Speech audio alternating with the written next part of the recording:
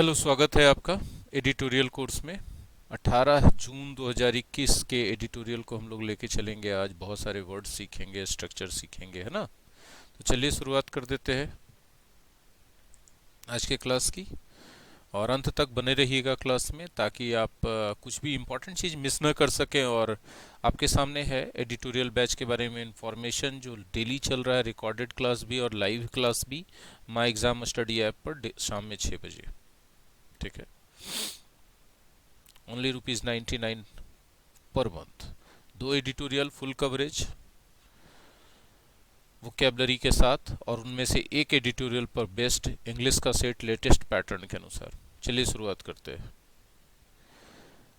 Leaders switching parties and parties recruiting turncoats are not unheard of in Indian politics. बता दे, टर्नकोट्स कहा जाता है वैसे नेताओं को जो दल बदलू हैं। स्विच पार्टीज का मतलब पार्टी बदलना।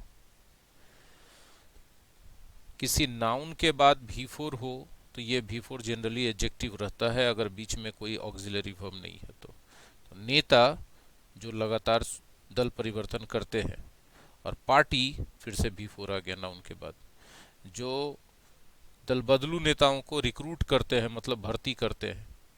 इनके बारे में सुना जाना भारतीय राजनीति में कोई नई बात नहीं है। मतलब अक्सर ऐसी घटना होती है कि नेता दल बदलते हैं और पार्टियां दूसरे दल से आए हुए नेताओं का स्वागत करती हैं। श्रिंकिंग पार्टी, श्रिंक मतलब सिकुड़ना, छोटा होना। जो छोटी हो रही है पार्टी वुड लूज लीडर्स, उनमें से लीडर्स खत्म होंगे, निकलेंगे। लूज भर्ब है, भी1 है। लूज मतलब हार जाना भी होता है, खो देना भी होता है। वाइल, जबकि एन एक्सपैंडिंग पार्टी, एक्सपैंड का मतलब फैलना, है ना। तो एक्सपैंडिंग पार्टी है वो वुड गेन देम, उनको अपने में शामिल करेगी, उनको हासिल करेगी। गेन का मतलब होता है प्रॉफिट, ठीक है, नाउन के रूप में। गेन का मतलब हासिल करना, प्राप्त करना, वर्ब के रूप में। The talent acquisition strategy, talent को एक्विज करने का, हासिल करने का जो स्ट्रैटेजी है भारतीय जनता पार्टी का, गोज फार बियॉन्ड सच फेमिलियर अपॉर्चुनिज्म।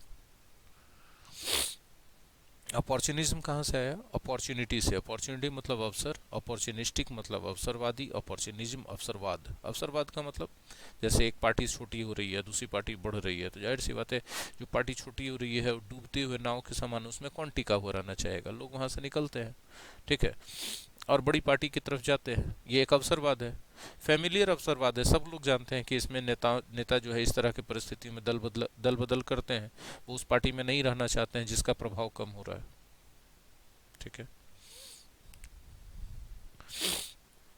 तो भारतीय जनता पार्टी का जो टैलेंट एक्विजिशन स्ट्रेटेजी है, मतलब अच्छे नेताओं को, या सो कॉल्ड अच्छे नेता, मेरे नज़र में तो नहीं है, सो कॉल्ड अच्छे नेताओं को अपनी तरफ खींचने का जो स्ट्रेटेजी है, अपनी तरफ लाने का जो रणनीति है, इस बहुपरिचित या चिर परिचित अवसरवाद की परिस्थिति से भी ऊपर उठ के, मतलब ऐसी परिस्थिति नहीं भी रहे तो भारतीय जनता पार्टी दूसरे नेताओं को अपने पार्टी में शामिल कर लेगी, अपने दल में शामिल करवा लेगी। In the recent years of its growth, अपने हाल फिलहाल के वर्षों के विकास के दौरान, इट हैज़ बिल्ट, ये जहाँ जहाँ इट आ रहा है ना इसमें, ये भारतीय जनता पार्टी के लिए एंटायर इलेक्टोरल स्ट्रेटेजीज, अपना पूरा जो चुनावी रणनीति बनाता है भारतीय जनता पार्टी, उन नेताओं के इर्द गिर्द बनाता है जो दूसरे पार्टी से क्रॉस ओवर करके आए होते हैं, मतलब दूसरे पार्टी को छोड़ के आते हैं। उन नेताओं के आधार पर, उन नेताओं की उपस्थिति के आधार पर ये अपनी चुनावी रणनीति तैयार करता है भारतीय Janata party. In Assam it's 2 consecutive chief ministers, Assam में इसके 2 लगातार ऐसे मुख्यमंत्री रहे। वेर इन अदर पार्टी, जो दूसरे पार्टीज में थे, नॉट लॉन्ग एगो, इसमें आने से कुछ ही दिन पहले दूसरे पार्टी में थे। जैसे हम और बताते हैं, the concurrent incumbent Hemant Biswa Sharma, अभी जो कनकरेंट है मतलब वर्तमान समय में इनकम्बेंट जो है, जो सत्ताधारी हैं, जिनका नाम हेमंत बिस्वा शर्मा है, ठीक है, वो कांग्रेस में कोई साधारण नेता नहीं थे। Was not just any other Congress leader, just any other मतलब सामान्य, कोई सामान्य कांग्रेस लीडर नहीं थे, बट ए डिसीजन मेकर थे कि जो है वो, जो बड़े बड़े डिसीजन कांग्रेस के होंगे उसमें उनका बात चलेगा। आप 15 साल तक कांग्रेस में रहे थे, 2016 तक, 2016 से बदल के आ गए बीजेपी में। सोचिए बीजेपी कितना टैलेंटेड पार्टी है, कितना स्ट्रेटजी उसका स्ट्रांग रहता है कि दूसरे बड़ी बड़ी पार्टियों के इतने बड़े बड़े नेताओं को अपने आप में तुरंत शामिल करवा लेता है। Perhaps encouraged by the success in Assam, Assam में जो सफलता मिली इससे उत्साहित होकर the party launched a similar strategy in West Bengal, Bharatiya Janata party ने यही रणनीति वेस्ट बंगाल में अपना ली। It recruited dozens of leaders from other parties, दूसरे पार्टी से इसने दर्जनों नेताओं को शामिल किया, पर्टिकुलरली द तृणमूल कांग्रेस, खास करके तृणमूल कांग्रेस से खींच लिया अपने तरफ, क्योंकि वही सबसे मजबूत पार्टी थी वेस्ट बंगाल में जो बीजेपी को टक्कर दे सकती थी। उसके नेताओं को ही फोड़ के अपने में बुला लिया। नॉट सरप्राइजिंगली, इसमें कोई आश्चर्य की बात नहीं है कि good number of the leaders who crossed over to the BJP, एक बड़ी संख्या के में नेता जो कि बीजेपी में क्रॉस ओवर करके आए थे, छलांग लगा के आए थे, due to its lure, lure मतलब लालच, अपने लालच के कारण। देखिए ल्योर, ल्योर कहा जाता है ग्रीड या लालच को ना, टेम्पटेशन, सत्ता का लालच रहा होगा इन लोगों को कि बीजेपी बड़ी पार्टी है, जीतेगी तो हम लोग सत्ता में आ जाएंगे, ठीक है। और फियर या फिर डर रहा होगा किसका, सेंट्रल एजेंसीज का, केंद्रीय जांच सेंट्रल एजेंसीज का, कि इन्वेस्टिगेट कर देंगे उनके स्कैम्स को और इरेगुलरिटीज़ को। राजनीति में है तो घपला तो किया ही होगा ना, तो जो घपले आपने किए हैं, जो घोटाले स्कैम्स आपने किए हैं, स्कैम्स मतलब घोटाला होता है जो आपने किए हैं, या उन नेताओं ने जो इरेगुलरिटीज़ की थी अपने काम में, अनियमितता बरती थी, तो सेंट्रल एजेंसीज उनका इन्वेस्टिगेशन शुरू कर देगी। इस बात के डर से बीजेपी में शामिल हो गए थे। कोई आश्चर्य नहीं कि वो धीरे धीरे वापस किस में लौट रहे हैं, समूह के समूह एकदम तृणमूल कांग्रेस में लौट रहे हैं, क्योंकि फिर से तृणमूल कांग्रेस रह गई सत्ता में। आप समझ पा रहे हैं मेरी बात, है ना। देखिए हम लिखे क्या थे पीछे ही देख लीजिए, ठीक है, ग्रीडी टेम्पटेशन लिखे थे। चलिए आगे बढ़ते हैं।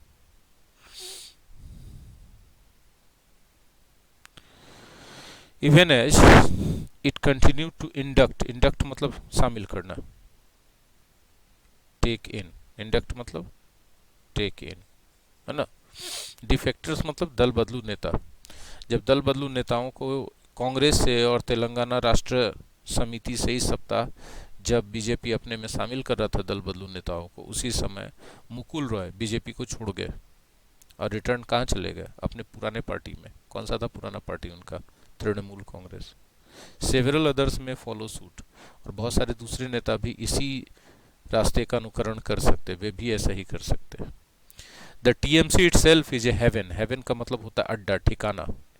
एक और हेवन होता है HEAVEN, HEAVEN, ये हेवन माने स्वर्ग, और HAVEN हेवन मतलब मेन जगह, केंद्र, दोनों नाउन ही है, ठीक है। टीएमसी खुद भी दल बदलू नेताओं का ठिकाना रहा है।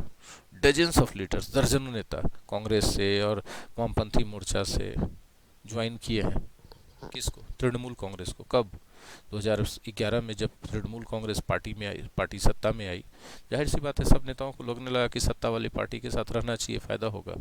तो दर्जनों नेता कांग्रेस को छोड़ के और वामपंथी मोर्चा को छोड़ के 2011 से अभी तक में बहुत सारे दर्जनों नेता शामिल हो चुके हैं तृणमूल कांग्रेस में। The political flux is unlikely to end soon, और ये जो बाढ़ आया हुआ राजनीति में आदान प्रदान का, एक पार्टी से वो पार्टी में जाने का, इसके जल्दी समाप्त होने की संभावना ही दिखाई नहीं पड़ रही। The BJP has achieved significant growth, जबरदस्त विकास हुआ है बीजेपी का वेस्ट बंगाल में, बहुत शॉर्ट स्पैन ऑफ टाइम में। शॉर्ट स्पैन ऑफ टाइम मतलब बहुत कम अवधि में, in a short span of time, बहुत ही कम अवधि में, ठीक है। चलिए, had it relied more on, rely on मतलब डिपेंड करना, अभी पढ़ाए थे वोकेबलरी में। Had it relied more on leaders who had organically grown with it, जो शुरुआत से इसके साथ बिना किसी छल कपट के बीजेपी के साथ बढ़े। बहुत सारे नेता ऐसे रहे, जब बीजेपी शुरुआत में आया वेस्ट बंगाल में, तो उस समय से बीजेपी के साथ जुड़े और अपना काम के दम पे, ओरिजिनल दम पे बढ़ते रहे, तो ऑर्गेनिकली ग्रोन है वो। तो उन नेताओं पर ज़्यादा रिलाई किया होता बीजेपी, रिलाई करना मतलब डिपेंड किया होता, उन पर भरोसा किया होता, तो the BJP would not have been in such an embarrassing position, तो बीजेपी को इतना शर्मनाक स्थिति नहीं झेलना पड़ता। देखिए कंडीशनल टाइप 3 है, अपूर्ण शर्त वाले वाक्य, पास्ट के अपूर्ण शर्त वाले वाक्य है। इट्स हरी, इसका जो हड़बड़ी है टू बी इन पावर, जल्दी से जल्दी सत्ता में आ जाने का, इवन इन प्लेसेस, उन जगहों पर भी where it has not established itself, जहां इसने अपने आप को स्थापित भी नहीं कर पाया है एज ए वाइबल पार्टी, एक महत्वपूर्ण पार्टी के रूप में। वाइबल मतलब इम्पोर्टेंट, है ना, इज हार्मिंग इट। तो ये जो उसका हड़बड़ी है ना, इसको नुकसान पहुंचा रहा है। जहां पर ये अच्छे पार्टी के रूप में, बड़े पार्टी के रूप में स्थापित नहीं हुआ, वहां भी जल्दी से जल्दी सत्ता में बीजेपी आ जाना चाहता है। गड़बड़ है। इतना लालच कीजिएगा तो जनता भी समझता है भाई। It is also coarsening the political debate, इससे पॉलिटिकल डिबेट भी बड़ा तीखा होता जा रहा है। राजनीतिक परिचर्चाएं टीवियों पर और जगह जगह पर होती हैं, वे प्रतिद्वंदितापूर्ण हो जाती हैं, कोर्स हो जाती हैं। कोर्स होने का मतलब, यदि कोर्स हो गई, कोई डिबेट कोर्स हो गया, तो इसका मतलब उसमें बातें, ग्रेस खत्म हो गया उस डिबेट से, है ना। एंड हार्मिंग डेमोक्रेसी इटसेल्फ, और प्रजातंत्र को भी नुकसान पहुंच रहा है साइमल्टेनियसली, साथ ही साथ। If the reverse migration of TMC leaders is rattling the BJP in West Bengal, अगर रिवर्स माइग्रेशन जो है, रिवर्स माइग्रेशन का मतलब पहले माइग्रेशन होकर टीएमसी से बीजेपी में आए थे, अब बीजेपी से फिर से माइग्रेशन होकर कहाँ जा रहे हैं, वो जा रहे हैं वापस फिर से कहाँ जा रहे हैं, टीएमसी में, तो रिवर्स माइग्रेशन है। If the reverse migration of TMC leaders is rattling the BJP, BJP को खड़खड़ा रहा है, परेशान कर रहा है वेस्ट बंगाल में। और तो इन केरला, एक दूसरा स्टेट है, इन केरला अनदर स्टेट, एक और राज्य, where it try to punch far above its weight, जहां इसने कोशिश किया एक ऐसा काम करने का जो इसके पंच पर घुसा मारना, और जहां जितना अपना वजन है उतना पर घुसा तक मारेगा तो ठीक है, उससे ज़्यादा पर घुसा मारेगा तो आप ही पीछे फेंका जाइएगा, ठीक है। तो जो है बीजेपी ने केरला में जाकर के अपने औकात से ज़्यादा कुछ करने का कोशिश कर दिया। It is caught in vortex of corruption allegations, और इस पर भ्रष्टाचार के आरोप लग गया, उस भंवर में फंस गया। वोर्टेक्स का मतलब होता है भंवर, वोर्टेक्स को भंवर कहते हैं, इसको वर्ल्ड पूल कह सकते हैं, वर्ल्ड कह सकते हैं। वर्ल्ड माने भंवर, पानी का ऐसे ऐसे ऐसे ऐसे ऐसे घूमना, ठीक है। नदियों में, समुद्र में, तूफान के समय ऐसा होता है। चलिए आगे बढ़ते हैं। Allegations range from bringing money from Karnataka for the campaign, आरोप तो यहाँ तक भी लग गए कि भाई कर्नाटका से हवाला के जरिए, हवाला रूट के जरिए के पैसा कैंपेन के लिए केरला में लाया गया। एंड ब्राइबिंग एन एलाई, और एक सहयोगी दल को घूस देने की भी कोशिश की गई। The leaders that the BJP recruited from other parties in Kerala have added up to nothing, जो लीडर्स हैं जिनको बीजेपी ने दूसरे पार्टी से अपने पार्टी में केरला में शामिल किया है, उनसे कोई फायदा नहीं हुआ। एडेड अप टू नथिंग, इससे कुछ फायदा नहीं हुआ, ठीक है। All this should point the BJP towards the virtue of patience, ये सारी बातें बीजेपी को इशारा करती है धैर्य के सद्गुणों की तरफ, मतलब बताती हैं कि धैर्य, बीजेपी को सबक लेना चाहिए कि धैर्य ही सर्वोत्तम है। और धैर्य एक ऐसा चीज जिससे बीजेपी का कोई लेना देना नहीं, अनफेमिलियर है बीजेपी। अनफेमिलियर टू समथिंग का मतलब उस चीज से इसका कोई जाने पहचान नहीं, परिचय ही नहीं। रिप्लेसिंग ग्रास रूट एक्टिविज्म, मतलब जमीनी स्तर पर काम करने की जगह लार्ज स्केल पर डिफेक्शन को, डिफेक्शन माने दल बदल को, from other parties, can only win short term rewards if at all, जो इससे सिर्फ थोड़ी देर का लाभ हो सकता है। इफ एट ऑल एक फ्रेज है जो किसी भी नेगेटिव वाक्य के, खराब बात के अंत में बोला जाता है या लिखा जाता है, जिससे कि वो बात इम्फेटिक हो जाता है। इफ एट ऑल का कोई शाब्दिक अर्थ नहीं निकलता, ध्यान रखिएगा, ठीक है। इन द लॉन्ग रन, अंततः सच ट्रेंड्स, इस तरह की जो प्रक्रिया है, undermine the parties, the persons involved and the democratic processes, मतलब जो पार्टी में, जो पार्टी इस तरह का काम करवा रही है, दूसरे पार्टी को फोड़ के अपने पार्टी में ला रही है, और जो नेता इसमें शामिल है, वो सब अंडरमाइन किए जाते हैं, मतलब उनका महत्व कम हो जाता है, उनकी बदनामी होती है, उनका इज्जत घटता है। एंड द डेमोक्रेटिक प्रोसेस, और जो प्रजातांत्रिक प्रक्रिया है उसमें, उसको भी क्षति पहुंचता है इससे। The BJP must learn to be more modest in victory, BJP को अवश्य सीखना पड़ेगा कि जीत के समय थोड़ा सा और विनम्र हो जाइए।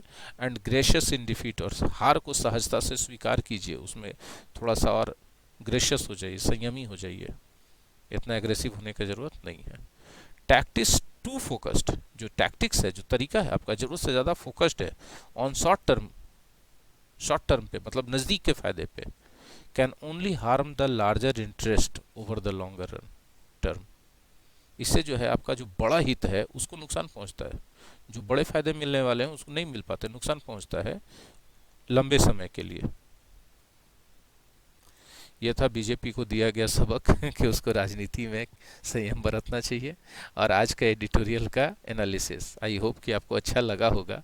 ठीक है, और सपोर्ट की ज़रूरत है, ज़्यादा से ज़्यादा लोग लाइक कर दें, अगर आप देख रहे हैं तो मेहनत के बदले आप यही दे सकते हैं, शेयर कर दें दोस्तों के साथ। ठीक है, और मेहनत के अलावा कोई दूसरा विकल्प है नहीं सफलता के लिए, इसको गांठ बांध लीजिए, कोई शॉर्टकट नहीं होता है। शॉर्टकट की तलाश में आप जितना समय बर्बाद कर देते हैं उतने समय में तो आप सही तरीके से सीख लिए होते। ठीक है, तो सीखिए, आइए माई एग्जाम स्टडी ऐप पे, इसे डाउनलोड कर लीजिए गूगल प्ले स्टोर से। 99 रुपीज़ पर मंथ बहुत छोटा सा अमाउंट है, इसके बदले आप जितनी चीज़ें सीखते हैं वन पैरेलल है कि वो चीज़ें अगर आपके ज्वाइनिंग को कंफर्म करवा देती हैं तो जाहिर सी बात है आप हर महीने कितना सैलरी कमाएंगे इसका आपको अंदाज़ा नहीं है। इसलिए एक कोर्स आपके लिए बहुत मस्ट है, चाहे आप एसबीआई के लिए तैयारी कर रहे हो, आईबीपीएस के लिए तैयारी कर रहे हो, एसएससी के लिए तैयारी कर रहे हो, अथवा एनडीए सीडीएस के लिए ही क्यों ना तैयारी कर रहे हो, सभी एग्जाम्स के लिए ज़रूरी है।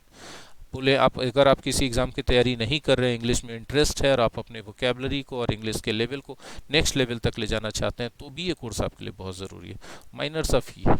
बहरहाल ये तो कोर्स के बारे में था।